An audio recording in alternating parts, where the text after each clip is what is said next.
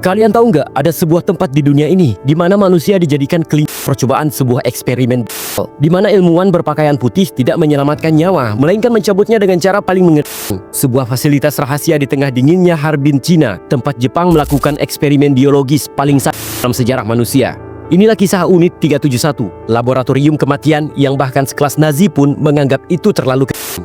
Antara tahun 1931 hingga 1945, penelitian medis Unit 371 menyiksa ribuan manusia hidup-hidup demi menciptakan senjata biologis. Para tahanan warga sipil Cina, Rusia hingga Korea disebut bukan dengan nama mereka, tapi dengan kode, salah satunya Murata yang berarti potongan kayu. Mereka membukukan hingga mati untuk meneliti efek radang dingin, disuntik virus pes, kolera, hingga atraks, dan dibedah tanpa anestesi demi melihat bagaimana penyakit menghancurkan tubuh manusia dari dalam. Beberapa eksperimen bahkan melibatkan anak dikurung bersama korban sakit hanya untuk melihat seberapa cepat sebuah wabah itu menular. Ada pula wanita hamil yang janinnya hidup-hidup. Semua itu dilakukan oleh para ilmuwan Jepang yang percaya mereka sedang membantu negaranya menang perang. Diperkirakan ada lebih dari 3.000 korban di laboratorium itu, dan puluhan ribu lainnya meninggal akibat penyebaran penyakit yang mereka sebarkan ke desa-desa Cina. Namun liciknya, ketika kekalahan Jepang sudah ada di depan mata, Unit 731 memusnahkan semua bukti. Ribuan dibakar, bangunan dihancurkan, dan para ilmuwan melarikan diri.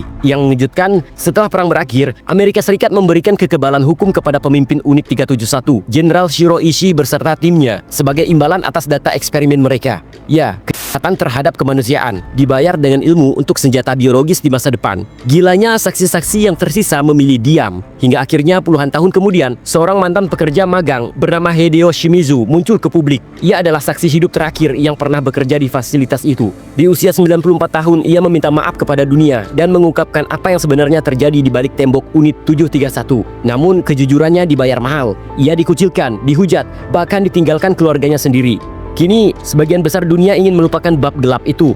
Kisah ini benar-benar memberikan sebuah pertanyaan yang besar. Apakah manusia benar-benar belajar dari sejarah? Atau kita hanya menunggu waktu sebelum laboratorium seperti Unit 71 itu muncul kembali dengan nama yang berbeda? Tulis pendapat kalian di bawah.